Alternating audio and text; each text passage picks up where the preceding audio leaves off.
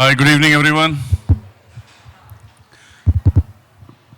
This is probably the first time I am getting the first word and the last word. And I have made it very clear to my panelists that they better be in control. Considering your wife is also here, it's nice to know you get the first word and the last word. Because That's the only time I get it, no? Huh? So friends, we have a very interesting topic.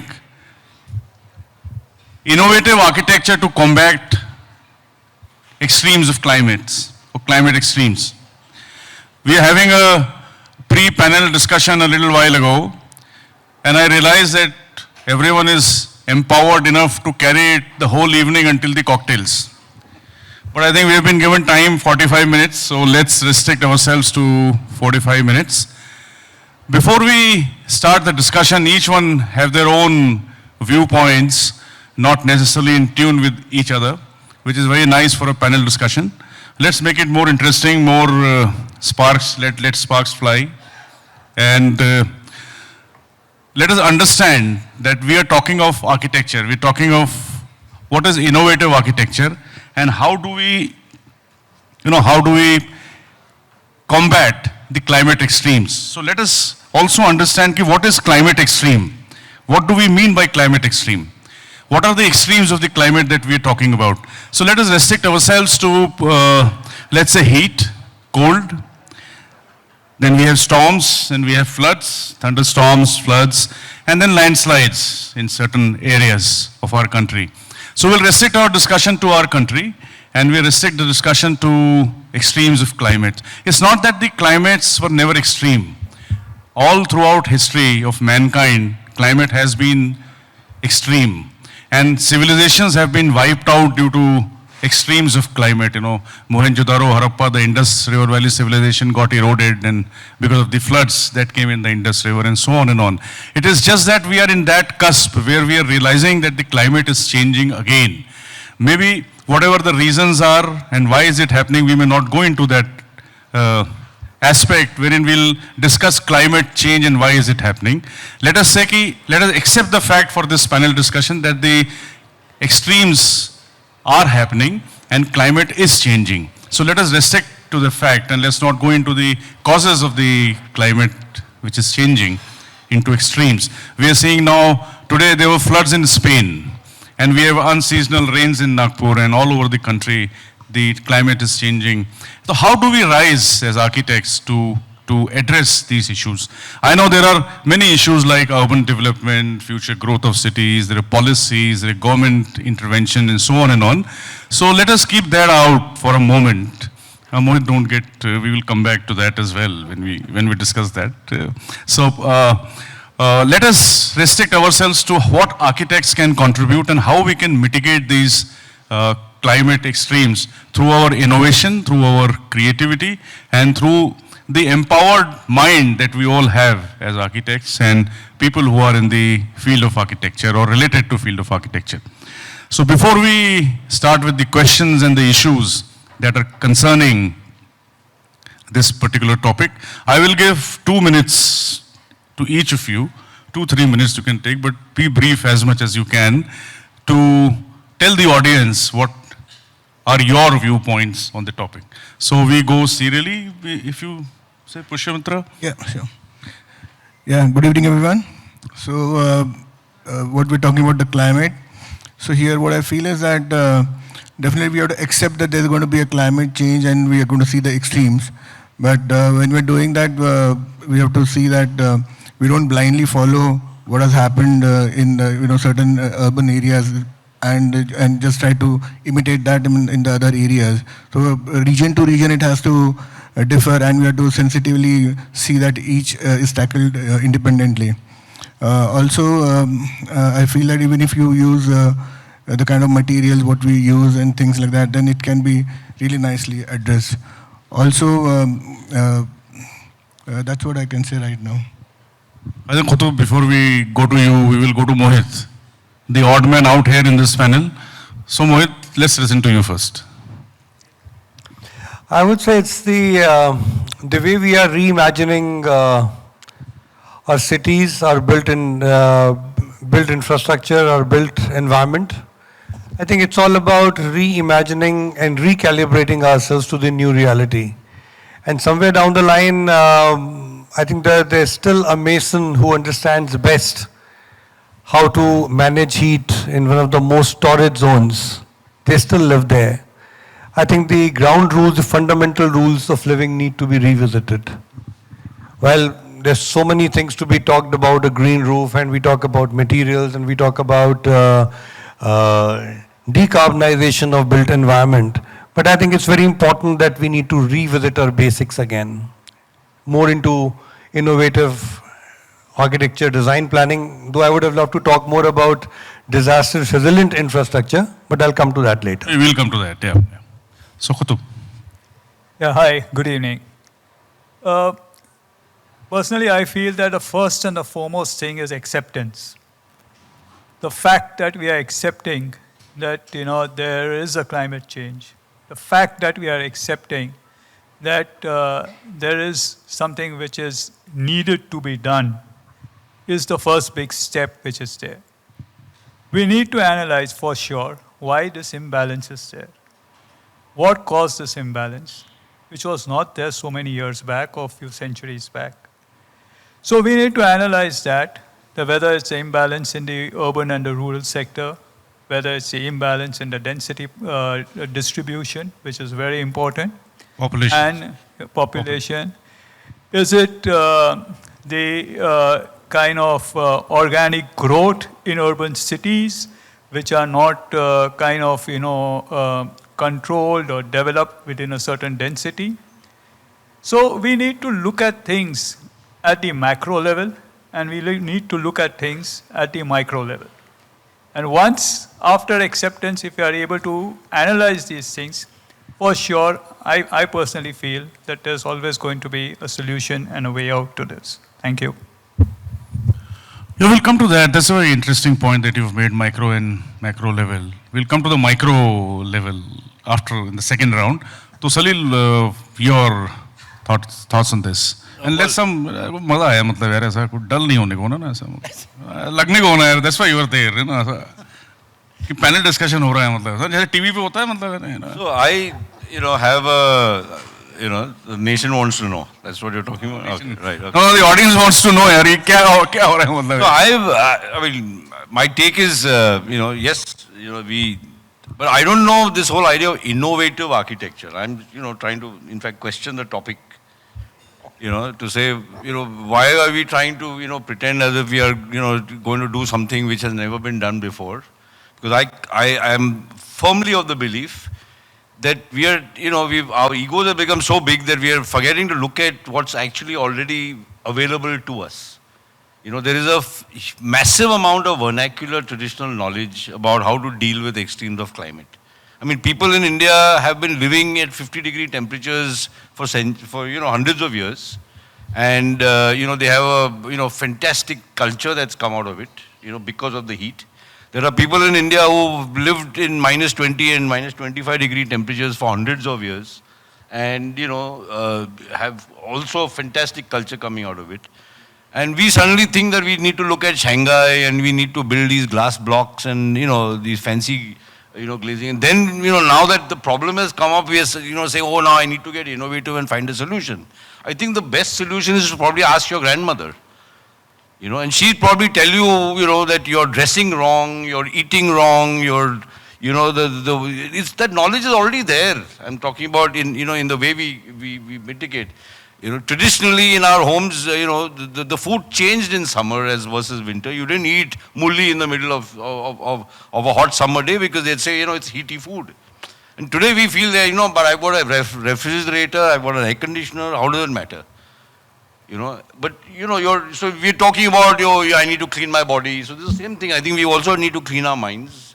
We need to probably, sort of get modest and humble about saying that we may not need to look so far, we might just need to look at, introspect, look at what we already have in India to find solutions for Indian situations. Yes, you have the advantage of technology and stuff, things like that can actually better those solutions.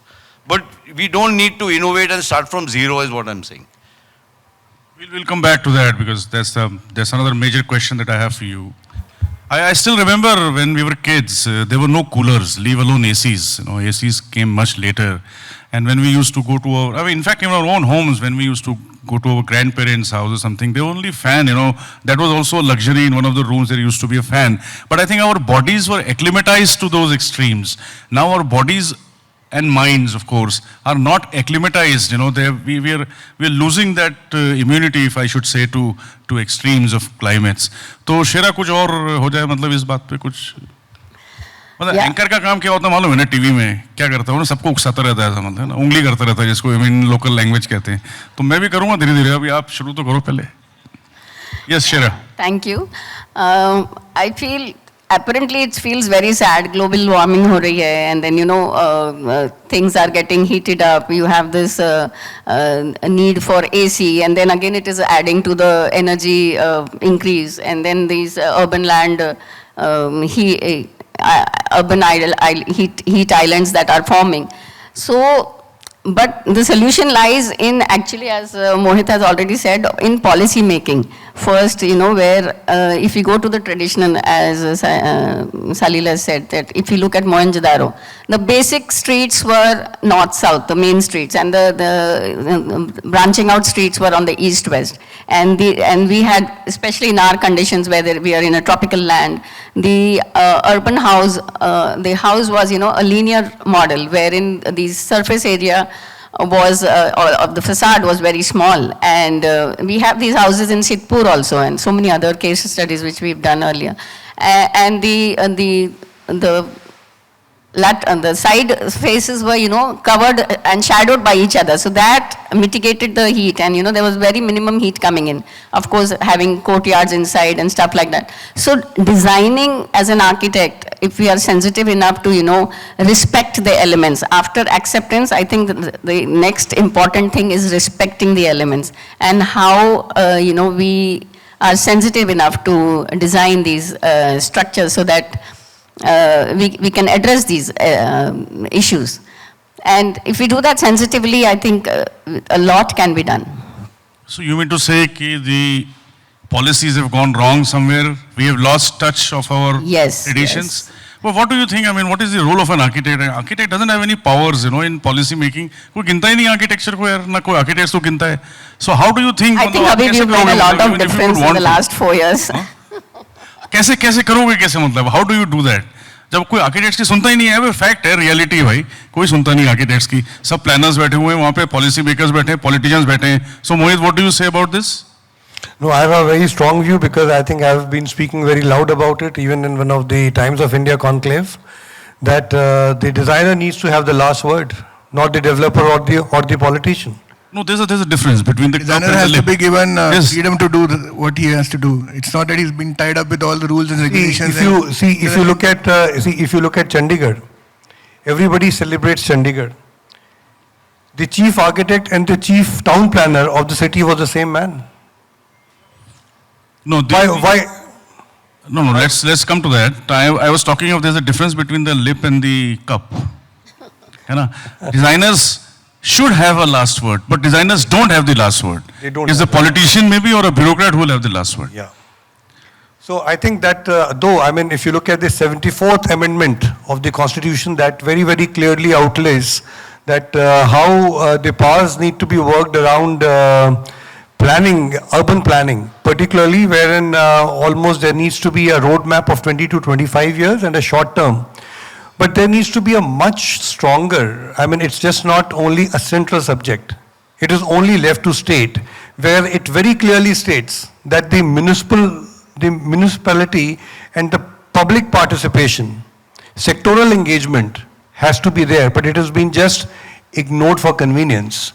So I think it's, as you rightly said, what you were discussing, that if there is a mason or an artisan from Rajasthan, he understands it the best how to mitigate heat.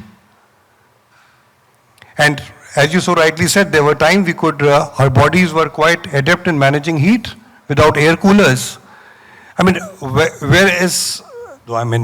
Lifestyles have changed, so one lifestyle word, is escapism everywhere. But where summer coolers, your desert coolers used to work so successfully, they're all being replaced by air conditioners.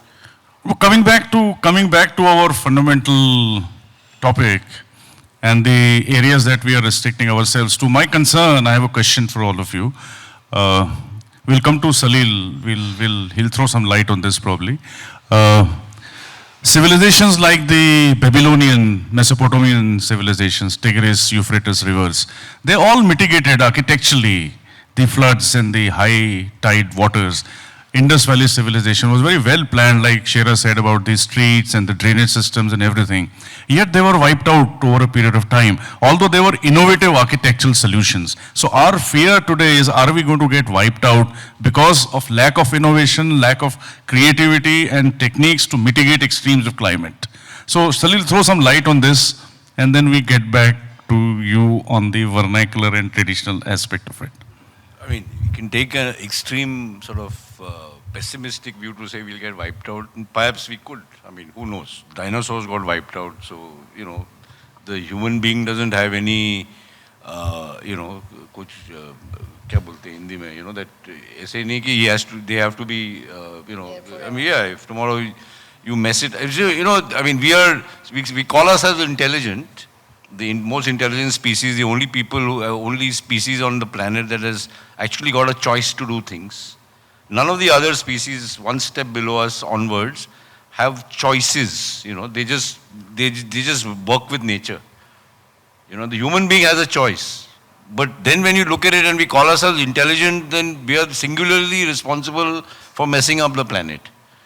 You know, how come we become intelligent? So we're not intelligent. Are we intelligent? I mean, let's now, you know, I mean, we were the only species on the planet that got affected by COVID. Nobody else got affected. So maybe the nature was going to, you know, looking to take revenge on us because everybody else was completely okay.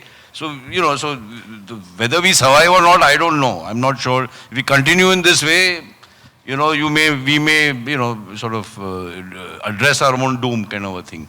But be that as it may, this probably might not happen in our lifestyle. So, but can we change each one of us? I mean, before we start talking about innovative architecture, can each of us architects then change our own lifestyle? You know, are we, before we start, you know, preaching and pontificate to others, I mean, are we looking at saying, I will only buy and eat and, you know, wear stuff that is, you know, what, 50 mile radius or 50 kilometer radius around? I will not sit and say, you know, my daughter's getting married, so I'll get the jariwala from Calcutta, for example. I mean, even small things like that. Are we willing to make that change in our own lifestyles? You know, then not specify Italian marble or actually be able to convince clients, you know, that let's not go overboard with carbon. Marble wala koi hai nahi na, matlab yahan Italian marble koi sponsor nahi hai na? No, including Italian marble sponsors. I mean, you know, I'm just saying that these are things that add up, you know. Each one of us has to, you know, propose advocacy. So I do feel that architects, you know, I think we have a social responsibility. So whether we are being listened to or not is part of our... No, and that too a big one. Because see, 40% of the carbon footprint is coming from the construction industry globally. Now it is 48. No, it's 48. No, and this is part of our whole, you know, Architects Act, the fact that it was discussed in Parliament. The fact is that the architects do have a social responsibility. You know, it's not just about saying client ne mere ko kaha. It's like, you know, you're saying, oh, you know, Manmohan Desai would say, oh, the audience wanted, so I got 15 songs and one rape scene in the movie. That's not the excuse you can give. You know, we will think, so where is our social responsibility? Are we being able to convince clients that, you know, that these are the choices we have and then therefore perhaps this is the right thing to do? That can we convince clients to say, you know what, Vastu makes sense if you look at it purely as a climate formula. Yes. But if you say that, you know what, if you don't follow Vastu, your wife will run away, then that's stupid. You know, but that's the problem. The clients come That's back. a hint. That's a great hint that you have given, yeah. You know, That I'm brings just saying, me... so are we being able to convince, I mean, and we have to stick our necks out to say, you know, and try to convince clients that, you know, some things are not right. That brings me to another question, another point. We say that we have committed mistakes. We are still committing mistakes. I would say crime on humanity as architects and as you know, people responsible for infrastructure development. That brings me to what are the remedial measures now? You know, so Pushyamitra, can you know, the materials that we are using, the technology that we are using, and what are the remedial measures that you suggest on the crime that we have committed on humanity?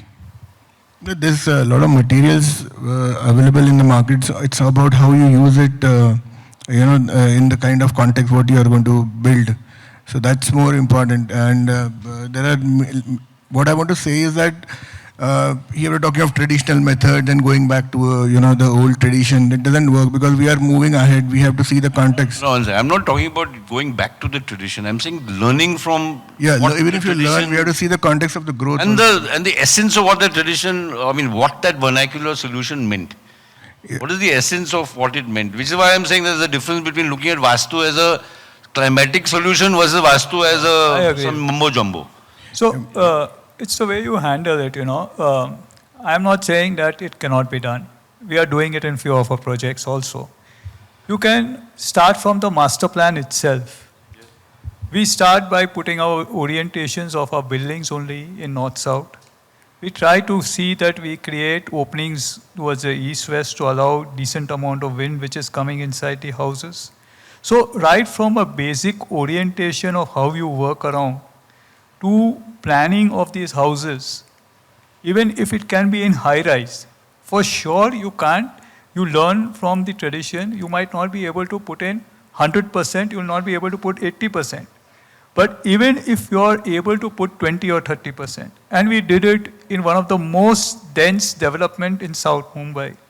And when we finished and we stood at the podium, we realized that even though the openings were not very large, the funnel which we created between the east and west created so much of a wind channel which was there.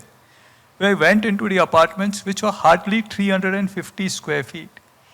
But because they were oriented north and south, none of the houses really felt the necessity to have the fan, air conditions in the house. Because most of the houses did not have direct sunlight coming in. They had natural light coming in, but they had no heat coming inside. So you can start with very small basic things which are there.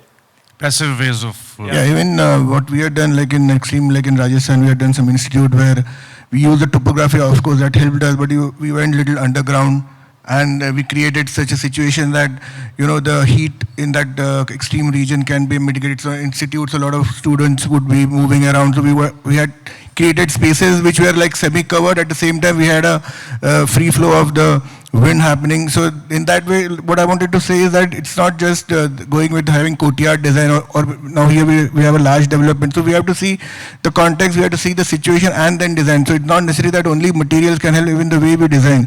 Sometimes in the urban context, what happens is that we have to go with the kind of plot you get, kind of a dense area, what you have to do. Maybe you're not able to orient the buildings accordingly, but you can still create screens, you can still, like what QUTUB was saying, we can create openings and still mitigate that kind of a situation. So that's what, even like in Calcutta, we are doing another institute. There it was like a wetland. A lot of humidity. At the same time, we don't want to touch the climate. We don't want to spoil the whole, the ecology of the space because we have the birds, what are the kind of, the fishes and whatever. So we made stilts and then tried to save it, not fill up the entire land, change the whole climate of that space and, spoil the, have the repercussions of that. So there's means and ways of doing it. It's how you really smartly do it. We have tried to very, innovatively tried to use radiant cooling technology at a global headquarters. It's a huge, quite a landmark building, and we were one of the very early adopters of radiant cooling. We have been able to save heat gains by almost about 40%. So I think it's all about, and at that point in time, almost about 8 years back, when people had a lot of apprehensions and people felt that this will not work, but it does work, and it very successfully delivers. That is the point. People are apprehensive, All this radiant cooling has been used since ancient times, Yes. In all our monuments, all our forts, all historical monuments, irrespective of who built them, there was radiant cooling. Yes, exactly. I said the same thing. I think it's all about revisiting basics again. Yes. One concern is... Radiant or geothermal cooling at that time? Yeah. So one concern is just last week, I think, whether it was the Prime Minister or the House, whatever, they've actually announced they want to build 4 crore or 2 crore houses in India. And because, there's, it's such a massive requirement, the big pressure is on getting it done quickly. And then you start, wondering now, what is the process going to be followed for building 2 crore or 4 crore homes? Is it going to be, the cheapest architect on L1 and then the cheapest contractor on L1, and you're going to get some, Maiwan shuttering and these real heat furnace level houses because they want to build them really fast? And you're going to suddenly get 4 crore houses which are, going to have like microwave ovens.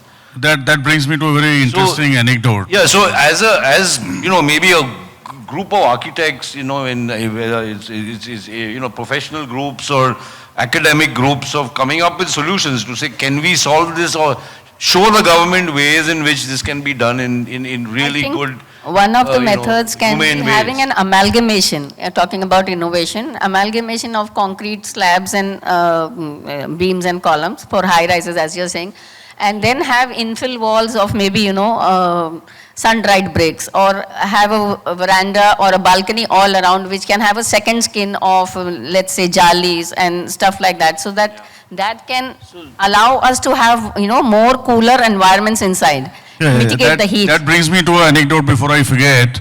I was in a jury in a competition where mass social housing was the category, and it was Pradhan Mantri Awas Yojana project.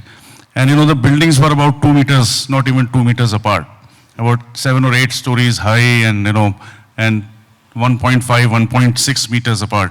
So we questioned that. So what the architect told me was, see, this is facilitating social connect because you can shake hands from one drawing room to the other drawing room, So it depends, how it is. Anyway, so there were 5 or 6 points that I had mentioned, and one was passive ways of doing things, which we already discussed. I'll just list those points, and you can take any of them. One is adaptive, where architects can be innovative to beat the extremes. The other is adaptive reuse, water and heat management, materials and their life and their entire life cycle of a material, resilient design. We will come to Mohit for that, and then software and digitization, how it can help be more innovative and more pragmatic and technically correct to mitigate the climate, and of course the policies and the government. So if we don't have much time, we have about 13 minutes left. 5 minutes are reserved for the question and answers of the audience. So let's quickly pick any of these that you would want to speak on. I want to talk about the materials. Like everywhere we cannot say that we can have courtyard designs, or where, like you said, that where we have urbanization, we need a lot of buildings everywhere. So we cannot really stop that because that's required there. But then if we have innovative materials where they are made, like what she was mentioning about kind of bricks which absorb the pollution. I was reading some article where they are creating that kind of materials, or we have certain kind of concrete which absorbs a lot of heat and doesn't give too much of it doesn't give on the carbon footprint, it doesn't have an impact. So things like that, if we really go and find out and then use them, then growth is required. So you still have to make buildings, you do that. At the same time, we use materials which will not have an harmful effect on the climate. That's what I would say it would require. I have a feeling that, my personal view is that the architect or construction industry is a little reactive rather than, so we talk about innovation, but, a lot of, let's say, fireproofing innovation has come into the construction industry from the aviation industry. Whether, it's because they were so concerned about planes catching fire, for example. So the material, fabrics, all that came in, insulation, a whole bunch of information from there came from aeronautics and space, in industry. So somehow I feel that we, is concrete the right way of building? It's almost like saying, is petroleum the only way to run a car, for example. Now you've got EV and they're already talking about hydrogen and, stuff like that. So I think we are still constructing buildings in very much the same way they were being built 50 or 80 years ago. They were still doing, or those days they should take, that udder ka pani.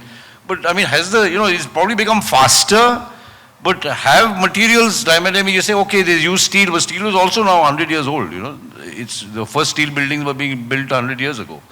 So have we innovated actually enough over the last 100 odd years? That brings me to a fundamental question. Are architects really innovative? That's exactly what I'm trying to say. Or are we just sort of reacting? Are we really worried about it? Are we really concerned about being innovative or creative? Or are we just, getting swayed with the flow? Mohit, you... No, I'd like to add to it. Yeah, I would say that I think architects need to very closely work with energy consultants. I'm not saying that they don't work right now, but they need to work in a far more integral manner. See, I'll share with you, it's not that it's by ad hocism that we got the USGBC LEED Platinum certified building. It was very well intended. Believe me, we are almost having a 13.5 megawatt solar capacity installation. Whatever we use, rest we give it back to the national grid. Radiant cooling technology I talked about. We are almost saving about 40 to 42% air conditioning load. We are practically, though our indulgence is into water, but we are practically recycling 5 lakh liters of water a day. Just to quote some more figures, because recycling of brass is very important, because we are talking about renewable energy, where we are talking about, again, far more sustainability being integrated to your solutions. We are recycling close to 4,221 metric tons of brass annually. We are almost recovering 8.1 metric tons of chrome also annually. So believe me, it's about a combination of every bit of waste food goes into biomass energy. So I think somewhere down the line, I think it's not just about an approach, it requires an integrated solution. Very, very innovative. See, as designers, you know it the best how to conceive it. But I think multidisciplinary experts need to come on board, that how they're able to sensitize the client further and to ensure that an architect is able to have his way forward, which I think is most pragmatic and most innovative. That brings me to some more figures. I was privy to certain figures a year ago. That brings me to interesting figures what you're talking of. Clients like you, who you're saying are sensitive enough to give back to recycle water and materials and being sensitive. There's only about 0.8% of the total clientele that we have in our country is sensitive to climate awareness. That is where the architects need to sensitize and educate. Now I'll come to that. I'll come to that again. I'll finish that. I'll come to that. Of all the architects that are practicing, that are registered in the council, 1,60,000, out of that about 30,000 are practicing architects who are doing their private practice. Out of the 30,000 odd architects, I'm sure the number would have increased now, only 15% are environmentally conscious, who use who use their minds to apply to environment and that. And unfortunately, is a startling figure of all the built mass in our country, of all the infrastructure that is being built, only 24% is, 24% is there where architects are intervening. So you are having 76% of built mass where there is no intervention of architects. So how do we address this issue? We can talk in forums like this, badi baatein hum baith ke kar sakte hain, but actually the difference that we are able to make is very, very minor and insignificant, I would say. So anyone of you can take that. Yeah, I think it's not only as practicing architects, but also as institutes. It plays a very important role of how they are going to shape the country. We have to understand that the best man has to put his best foot forward. And if the architects are the right and the qualified people, and institutes which are not only for architecture, but for other things also. We have institutes like NID, which can help you with so many things in infrastructure. You have architects, you have institutes like SEP, which can help you in so many things, where you can standardize things which are there to for the whole country, for the whole nation, which are worked around on the basis of climatic sustainability. And these models can also be created. And these studies can be created on the basis of which the architects can work on it and take it forward to the next level. That's a very valid point that you brought in about the institutes. So I'll tell some more figures before we go to Salil and Shera. There are 406 architectural institutions under about 60 odd universities in the country. And then we at the council had introduced climate, mitigating courses. Some we made compulsory, some we made recommendatory. And out of that, only 17 institutes out of 406 have adopted those courses which talk of climate awareness, which talk of climate mitigation, which talk of climate environmentally sensitive architecture. So, That is the fountainhead where we are actually lacking this awareness. And then it comes because they are the future architects of our country. Yes, Shira. Yeah, I was wanting to add to that. When we are talking about 76% of the built mass not having any architects, we fail to realize that the buildings are being built by those craftsmen and karigars who were much more intelligent than us earlier. We have come into this industry only in India especially, last 50, 60 years ago, maybe. And they knew the craftsmanship of making buildings in a very eco-sensitive manner. But now with all this, corruption of, usage So and... these figures are from 2016 to 2023. Yeah, but... We're not talking of the past and, we're talking of 2016 onwards. True that, but India as an economy doesn't have, that luxury of getting an architect to build their house. Most luxury to dur ki baat hai, Shira, luxury is too far away. There are handful of architects in the country. The amount of built mass that is happening and the infrastructure that is happening, we are handful of architects, 30,000 architects who are intervening. There are states where there are no architects. True that. There are cities there are no architects. So luxury to bahut dur ki baat ho gayi. So we can only sit in conferences like this, air conditioned, and then have our cocktails, dinner वगैरह सब. But actually ground level पे कोई impact नहीं पड़ता हम लोगों की बातों से. Is what the point I was trying to make. सच्चाई है भाई. I mean, is reality. I would like to add one more adage there. I think it's a old proven fact. God gave me everything I always needed, not everything I always wanted. I think there needs to be now a very strong balance that needs to come. I liked what QUTUB said, that I think it's about acknowledgement and followed by acceptance. Believe me, let there it be.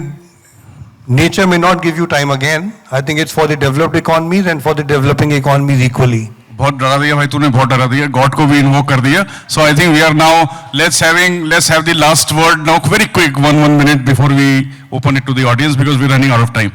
So I very quickly would say that you give those numbers which are alarming. 76% of build work is not done. Only 17 schools out of 400. I think the rest of the 400 schools, the school building itself would probably fail a climate audit. Yes.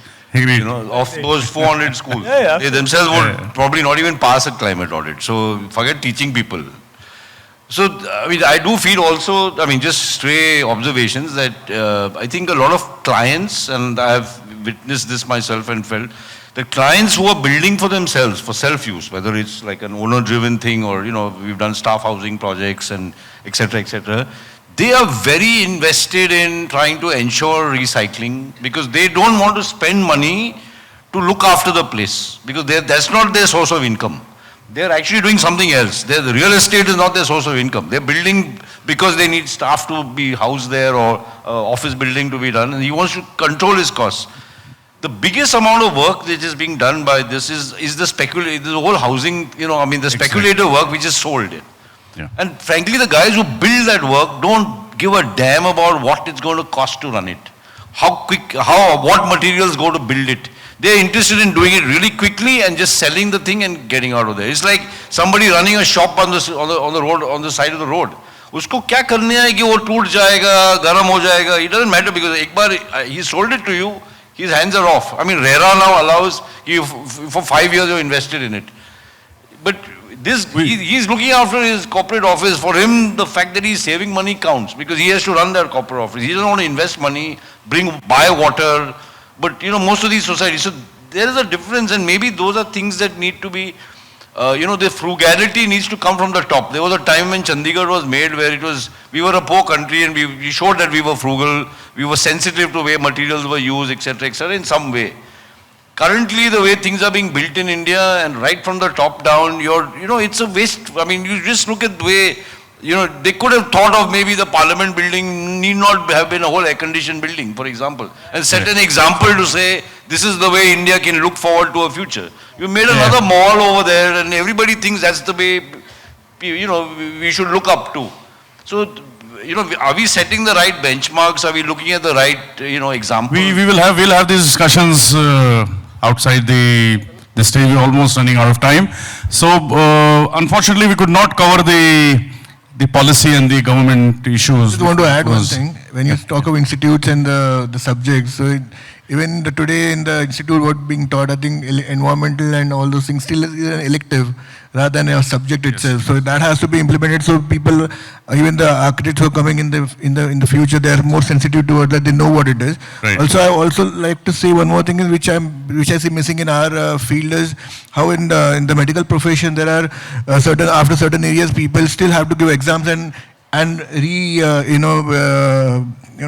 educate themselves, upgrade themselves with the latest what is happening trends.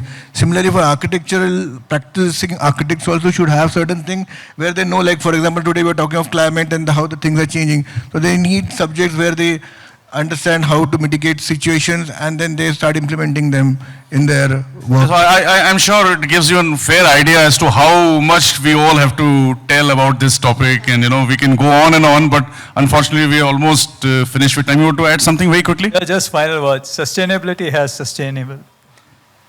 That's the big thing. Anything which we talk of sustainability is not just materials. It is something which has to sustain for a long time. And that, whether it is at the macro level, whether it's at the lifestyle of the people, whether understanding the climatic condition, everything is put in the one same bucket. Absolutely. Very well said. Very well said. So we will now, the time is almost run out. The clock has stopped running. But we'll open quickly for 5 minutes. Audience, if you have any questions, please ask very quickly, very short questions. Please be very specific. We'll give you 5 minutes for the question answers. Otherwise, all of us are available after the program. We have 2 speakers, very empowered speakers after this whom we need to listen to. So please come very quickly and ask questions if you... Hello. Yes. Yeah. Good evening, sir. Oh, there's a... Arundhati, you can use that mic probably, that is off. Yeah, please, go quickly, yeah. Yeah. Hello, sir. I am Shushank. Sir, my question is, you started with this statement that the architects की कोई सुनता नहीं है. Policy makers are doing their work, and the people who is seated like on the leading position, they are doing their work. So my simple question is, who will change this scenario? You are the future of our country. You all will change. So that is why we're sitting here. We're sitting here to make you empowered, make you enlightened, and to put this idea in your mind, because you are the ones who are going to change this thought process. हमारा तो time निकल गया यार, कितने दिन बचे हैं अभी ना, अभी तुम्हारा टाइम है आने वाला टाइम. बिल्कुल सर. सर एक फॉलोअप क्वेश्चन है कि इसको कैसे करेंगे, लाइक आपके सजेशन. वो हम बाद में कर लेंगे डिस्कस. हम बहुत से हाथ उठ रहे हैं, please. Yes. Okay, thank you. Ma'am, you had a question right there. You had a question. Arundhati, yes. ऐसे ही बोल दे यार, ऐसे सुन जाएगा ऐसे.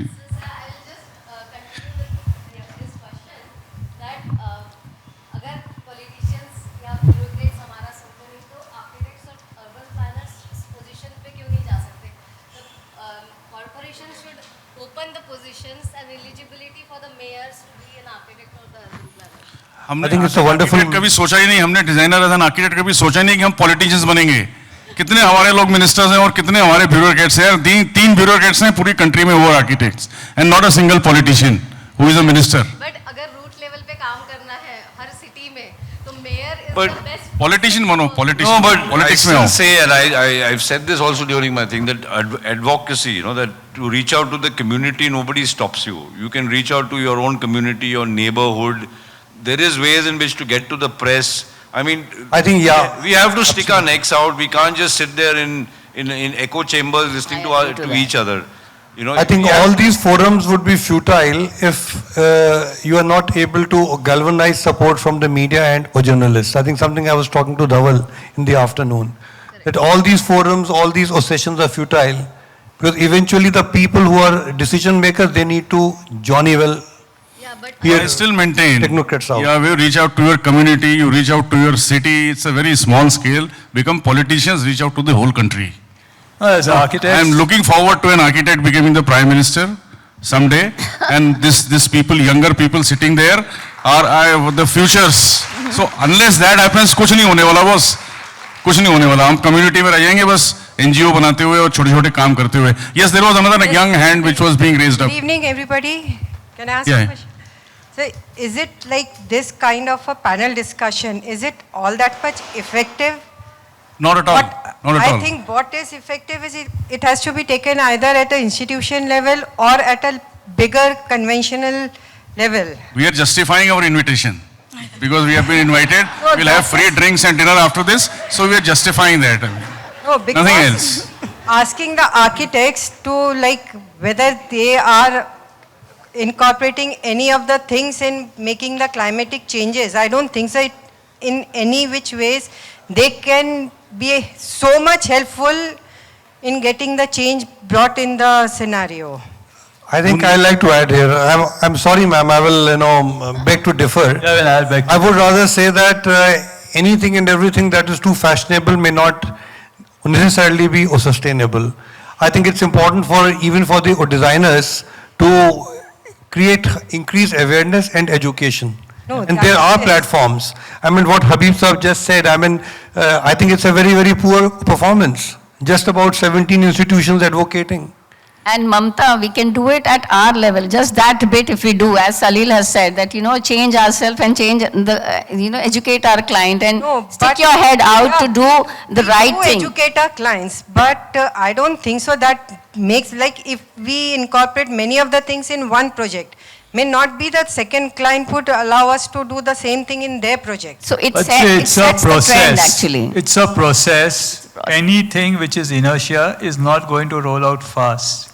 The process, the intent, and the perseverance has to continue. It will roll with time. Yeah, that is there, but that has We can have, Mamta, we can have that discussion after this, we can have. But I still maintain that we are still sitting when my audience was sitting here, should have been, not a single audience should have been an architect or a designer, then it will make a difference when we reach out to the society and make them aware of what we are discussing, then it will make a big difference. Yeah, couple of... Good evening, sir. This side. Yes. Sir, when we are building a project about like 10,000 square feet or 60,000 square feet, whatever the size may be, when we are taking away that land from the plants, how much land can we give back to those plants? Like we can build terraces, we can build balconies with terrace gardening and something like that. Something like that can help maybe. I think we can have a thumb rule which says like if it is a 3,000 square feet of plot, plant 6 trees in your compound. Ma'am, including the building. So we already have only a 30% footage on the ground coverage area. Rest is still free. So you can, have this kind of a thumb rule or some sort of a thing where large trees can be grown on the plot which you are building on. We are getting to 1:10 scale detail now. So, any question which? Yes, one question. Hello. One question. One last question. One. Can I? Very good Yours will be evening. the last. Yeah. Yours will be the last. There's one young. Very quickly, jaldi. Yes, Then so you we are do that. speaking loud today for building a culture of being talked of, and people, those who are actually speaking and doing should be considered. My question is, don't you think Nagpur is lacking a touch of experiential feedback and an inspirational panel like this to guide us and to motivate us every time? And how can we bridge it in a quick manner to get an idea from you all? I think next time I come to Nagpur, I'd like to listen to people from Nagpur saying this, Yeah, I think it will going be... beyond this. So I don't think you don't belittle your capabilities. I think you're probably, you don't worry about what's happening in the city. If you are thinking, you think. But we need concrete feedbacks, and we need such discussions over and over again. So my point is, implement. we'll start those discussions even amongst yourselves, and you'll be surprised to think where it can go and where it can lead to. I'm really telling you, really, which is that 2 crores, when I heard this thing, they want to build 2 crore houses in India in the next 3 years or 4 years. I'm thinking, what are they going to do? How are they going to do this? What is the process they're going to follow, and what will be the quality of those houses? It's a vicious circle. So can we, as architects, individually, collectively, together as young architects, propose that, okay, if they are going to build 100,000 houses, how can they be built? Is there some, maybe just, that starts the discussion. Yes, I agree, and we need people like you to continue. What? No, we need people like you need question. Yeah. Question us and the policymakers and the politicians. Okay. Not in the right way, not in the wrong way. Don't become an activist. No, exactly. You have to Make sense. Of course. Yeah. Thank you. I have a question. Yeah. There are a lot of questions coming in. Yeah, just a quick one. No, please. Yeah, after architecture, I tried, I completed my master's in urban planning. Then I found that the natural, if I have to make an impact, I better become a bureaucrat. And then I started preparing for UPSC. Then the subject that I came down to was geography and public administration. There was no elective of architecture. Right. Yeah. Right. So if we can have an elective of architecture, maybe more architects can get into bureaucracy and maybe change the situation. Very valid point. Absolutely, very valid point. Hello. Sir, here. This side. One more question you have. I'm here. Hi. So my question is to HABEEB sir and like everybody, Salil sir especially. Since we were speaking about heat and other things, I would like to say that since we all know that there are a lot of rich architects also who do have connections with all the politicians and policy makers. Not necessarily rich. Not necessarily rich. Well connected. Okay, so I'll reframe it to be well connected, and I would like to assume that some people do care about making changes, if not everybody. So is it, one more thing, so when we were talking about PMAY at Awas Yojana, in India people have the budget of like 6 lakhs to 50 crores to buy homes.